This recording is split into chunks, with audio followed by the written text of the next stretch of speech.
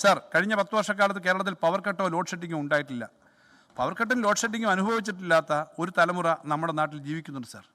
ഇടത് സർക്കാരിൻ്റെ ഏറ്റവും വലിയ അഭിമാന നേട്ടമല്ലേ സർ അത്? സർ, ഈ സർക്കാരിൻ്റെ കാലത്ത് സംസ്ഥാനത്ത് നൽകിയ കുടിവെള്ള കണക്ഷനുകൾ 39.79 ലക്ഷമാണ്. സർ, ഒന്നും രണ്ടും പിണറായി സർക്കാരുകളുടെ വികസനത്തിൻ്റെ ചാലകശക്തിയായിരുന്ന കിഫ്ബിയിലൂടെ അനുമതി നൽകിയിട്ടുള്ള പദ്ധതികൾ 96,531.14 കോടി രൂപയുടേതാണ്. കിഫ്ബി പദ്ധതികൾക്കായി ഇതിനകം ചെലവഴിക്കപ്പെട്ടിട്ടുള്ള 38,535.02 കോടി രൂപയിൽ 27,712.36 കോടി ഈ സർക്കാരാണ് നൽകിയത്. സർ, ഈ സർക്കാരിൻ്റെ കാലത്ത് സംസ്ഥാനത്ത് BM and BC നിലവാരത്തിലേക്ക് ഉയർത്തിയത് 17,749.11 കിലോമീറ്റർ റോഡുകളാണ്. സർ, ഈ സർക്കാരിൻ്റെ കാലത്ത് 1,657 കോടി രൂപ ചെലവഴിച്ച് മലയോര പാതയുടെ 212.2 കിലോമീറ്റർ നിർമ്മിച്ചു കഴിഞ്ഞു. സർ, 2,730 കോടി രൂപ ചെലവിൽ തീരദേശ പാതയുടെ നിർമ്മാണം നടക്കുകയാണ്. പാതയുടെ ഭാഗമായ മുനമ്പം കോരപ്പുഴ പാലങ്ങളുടെ നിർമ്മാണം പൂർത്തീകരിച്ചു. സർ, വടക്കൻ കേരളത്തിൻ്റെ ചിരകാല സ്വപ്നമായ വയനാട് തുരങ്കപ്പാതയുടെ നിർമ്മാണം ആരംഭിച്ചു. സർ, 8.73 കിലോമീറ്റർ നീളമുള്ള ആനക്കാംപൊയിൽ കള്ളാടി മേപ്പാടി തുരങ്കപ്പാത യാഥാർത്ഥ്യമാകുന്നതോടെ വിസ്മയകരമായ മാറ്റങ്ങൾ വയനാട്ടിലുണ്ടാവും.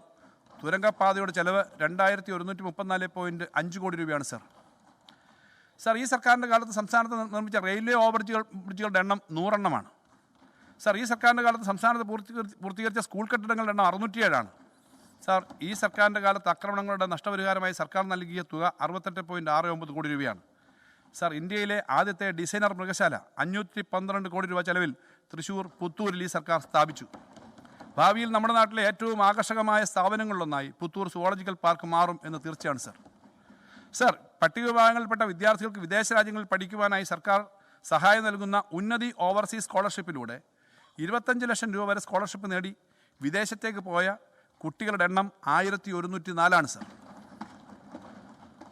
സർ, സംസ്ഥാനത്തെ ഭൂരഹിതരായ പട്ടികവർഗ ഗുണഭോക്താക്കൾക്ക് വിതരണം ചെയ്ത ഭൂമി 8,573.52 ഏക്കറാണ്. സർ, ഈ സർക്കാരിൻ്റെ കാലത്ത് കായിക മേഖലയിൽ അടിസ്ഥാന സൗകര്യ വികസനത്തിനായി ചെലവഴിച്ചത് 5,000 കോടി രൂപയാണ്. സർ, ഈ സർക്കാരിൻ്റെ കാലത്ത് കായിക താരങ്ങൾക്ക് നൽകിയ സർക്കാർ തൊഴിലുകളുടെ എണ്ണം 961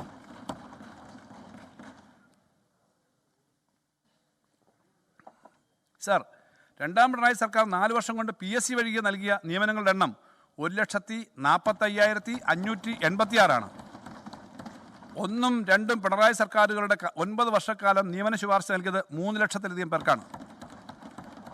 സർ, ഇന്ത്യയിലെ ആകെ PSC നിയമനങ്ങളുടെ കണക്കെടുത്താൽ 60% കേരളത്തിലാണ് നടക്കുന്നത്. ഒന്നും രണ്ടും പിണറായി സർക്കാരുകൾ കേരളത്തിൽ സൃഷ്ടിച്ച പുതിയ തസ്തികകളുടെ എണ്ണം 32,000 സർ, സംസ്ഥാന സർവീസ് ജീവനക്കാർക്കും പെൻഷൻകാർക്കുമായി നടപ്പിലാക്കിയ മെഡിസെപ്പ് ഇൻഷുറൻസ് പദ്ധതിയിലൂടെ ആകെ 2,374 കോടി രൂപ വരുന്ന 13 ലക്ഷത്തോളം ക്ലെയിമുകളാണ് സെറ്റിൽ ചെയ്തത്. സർ, മെഡിസെപ്പ് 1.0യുടെ പ്രവർത്തനം പരിശോധിച്ചും ഉയർന്നു വന്ന പരാതികൾ പരമാവധി പരിഹരിച്ചും തയ്യാറാക്കിയിട്ടുള്ള മെഡിസെപ്പ് 2.0 സർക്കാർ ഫെബ്രുവരി 1 മുതൽ നടപ്പിലാക്കുകയാണ്. സർ, മുകളിൽ സൂചിപ്പിച്ച ഈ നേട്ടങ്ങൾക്ക് 2 കാരണങ്ങളാണുള്ളത്. ഒന്ന്, ഇടതുപക്ഷ ജനാധിപത്യ മുന്നണിയുടെ ഏറ്റവും ശരിയായ വികസന കാഴ്ചപ്പാട്.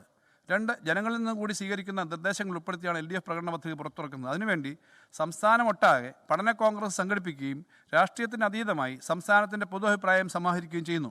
അപ്രകാരം അന്തിമമായി ജനങ്ങളിലേക്ക് അവതരിപ്പിക്കുന്ന പ്രകടന പത്രിക സംബന്ധിച്ച പ്രോഗ്രസ് റിപ്പോർട്ട് എല്ലാ വർഷവും തിരികെ ജനങ്ങൾക്ക് സമർപ്പിക്കും. അതുകൊണ്ട് തന്നെ സർക്കാരിൻ്റെ ലക്ഷ്യങ്ങൾക്കും മുൻഗണനകൾക്കും വ്യതിയാനം ഉണ്ടാകുന്നില്ല.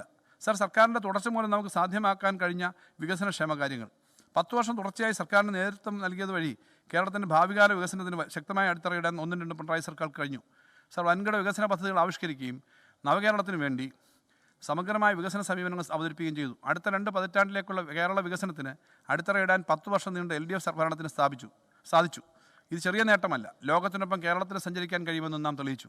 ശാസ്ത്ര സാങ്കേതിക രംഗത്തെ നേട്ടങ്ങൾ ഉപയോഗപ്പെടുത്തി നാടിൻ്റെ വ്യവസായ തൊഴിൽ രംഗങ്ങളെ ആധുനീകരിച്ച് അതിലൂടെ സമ്പദ് വ്യവസ്ഥയെ ശക്തിപ്പെടുത്തുക എന്ന ലക്ഷ്യം മുൻനിർത്തി നാം വികസന കാഴ്ചപ്പാടുകൾ അവതരിപ്പിച്ചു.